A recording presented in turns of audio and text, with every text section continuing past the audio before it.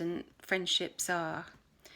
And I have got a lot of friends, but some are long-standing friends and some have only just started being friends. But normally I don't have anybody that leaves friendships because I follow them.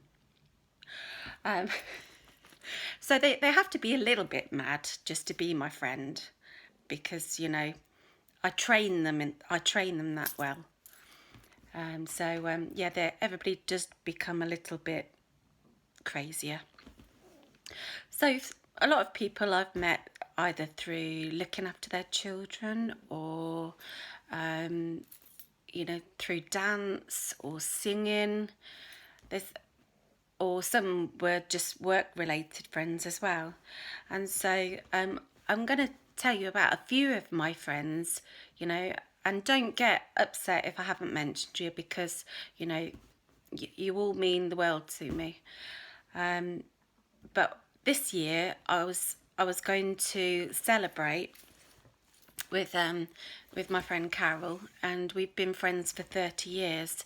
So I think that's quite amazing. I didn't think I was that old, but yeah, 30 years. And we met through work, and I just lost my job, and I met her because I was working for a potato factory, so we were on gang labour. And I used to get picked up in the morning by this van, and the bloke who's driving was called One-Eyed Mick. Probably not to his face, but he was One-Eyed Mick. And it scared you because you could sit in the front, but you didn't want to talk to him because he would look at you, and then you think, well, is that his glass eye? No, he's not looking at the road. So that was a pretty scary time. So I'm so glad that I've survived that. But if you sat in the back, there was two people that were smoking something that smelled a bit funny. So that's probably why I had such a good time working for the potato factory. Who'd know? So I have lots of lovely friends. So sometimes me and my friend Carol go out and go away for weekends, and it's the Thelma and Louise adventures. So last time we went to Cambridge, which, it doesn't matter where you go, you can still have fun with people. And the first thing we got to the train station, or got off the train station, and there was taxis waiting, and I wanted to see how much it would actually cost, or whether we walked or go in the taxi. So I asked the taxi driver how much it was going to cost in beer money, because that's important when you go away. And so he said it was only £5 in Cambridge beer money. So that was fine. So we got there. Decided also that we'd go on these hop-on, hop-off buses.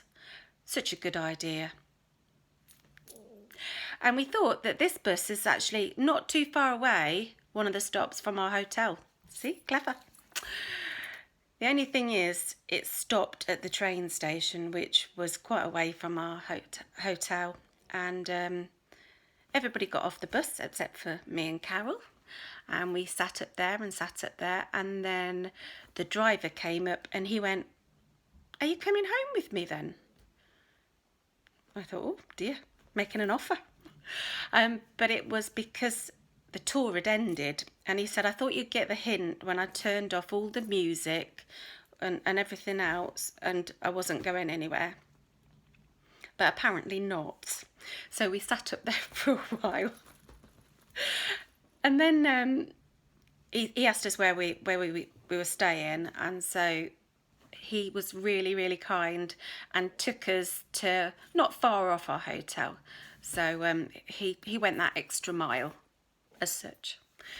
So yeah, that, we've had some lovely experiences, but I also have with many of my other friends, sort of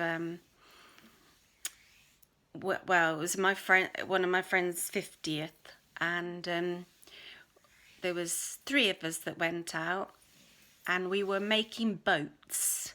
So when you drunk a bottle, then you made a boat out of the lid. So, you know, she had 5 boats. And we came across this man, and I said, "Oh, I recognise you." And he says, "Well, I don't know where you know me from." Then he said that he worked at the hospital. And I just said, "Do you recognise this?" And I put my leg up on the table because he worked in X-ray.